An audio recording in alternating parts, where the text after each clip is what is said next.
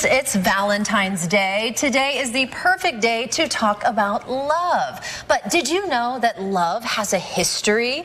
With us now is celebrity historian Raffi Andonian to tell us about what love has meant to people over the centuries. Welcome, Raffi.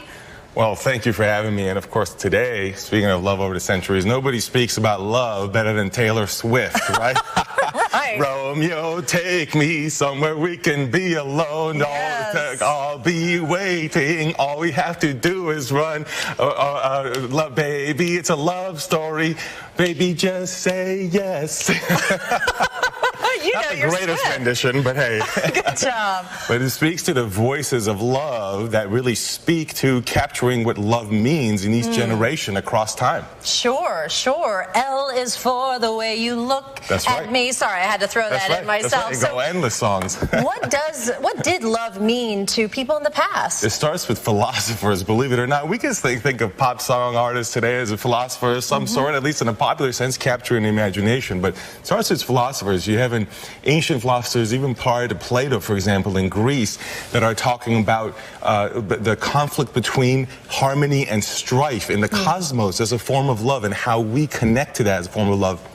But also, of course, we may be thinking of Plato, the ultimate philosopher. He has a very famous writings where he interviews 7 different people, including Socrates, and comes up with multiple different definitions, even in ancient Greece. For example, one of them is citizenship and being able to be honorable versus dishonorable because you're supposed to love what you're serving. Another one is understanding sort of the earthly versus the sort of heavenly of you know, what is here in the world and what is kind of beyond, something greater than you, and that love that we talk about as well.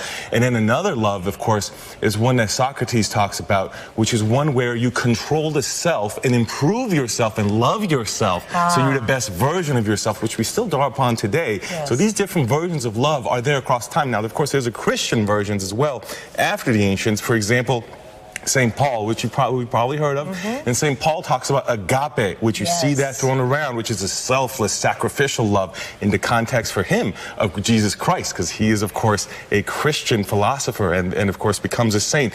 Or how about St. Augustine? He talks about love as well. And for him, it's about being able to suppress the carnal and bring out the heavenly. So there's these different versions of love that are going to be defined across time. So many different versions, so many different names for love, and I think in today's world, we all like to associate love with one word: chocolate. Right here. So we have some chocolate. How did chocolate get into the mix for love and Valentine's Day? Well, chocolate was in Central America prior to European arrival a very elite kind of thing to do. So because it was hard to come by, it was actually not eaten this way. We would not take the butter out, but it would be something they'd eat the fruit of. But when Europeans come in, they start to add sugar. Sugar was a very expensive commodity. It makes it kind of a luxury item. It's not quite used for love just yet, until in the 19th century when sugar becomes a little bit cheaper, that valuable commodity of sugar and chocolate get merged and becomes part of the gift exchange that takes place on Valentine's Day in the 19th and 20th century.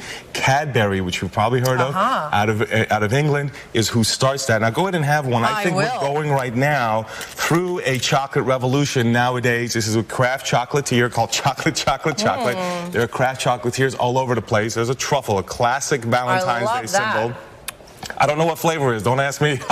Well, it's not cherry in the middle. I love anything that has nuts or honey, and that's what I got. This is delicious. Now, the British had a tradition in the 19th and 20th century of exchanging notes and cards and niceties. So when chocolate becomes more accessible, it's part of the niceties that are exchanged. Cadbury markets it, taking the cocoa butter and the sugar together, like I mentioned, and that's how chocolate enters the mix into Valentine's Day to help symbolize love with each other. That is fascinating. Thank you for that tidbit. Now, let's talk about the feelings of love. Where do we get the feelings of love today? I would take that to the Enlightenment. So much more recently, we talk about centuries and centuries, but in the last 300 years or so, in the Enlightenment, in the 18th century, you have a lot of people, including Thomas Jefferson himself, a great romantic. He loves wine, he loves poetry.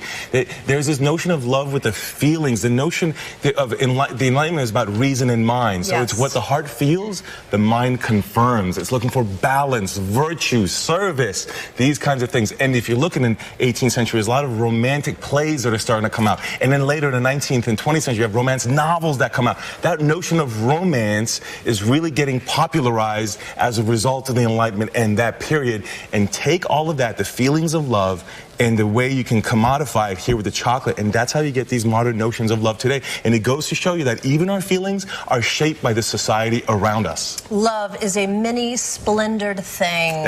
You proved that today, tasting, feeling, speaking. Thank you for this history, really fascinating. Great spending time with you. Thank you. And for more information on Raffi Andonian and endless amount of content, visit celebrityhistorian.com. Happy Valentine's Day, everyone.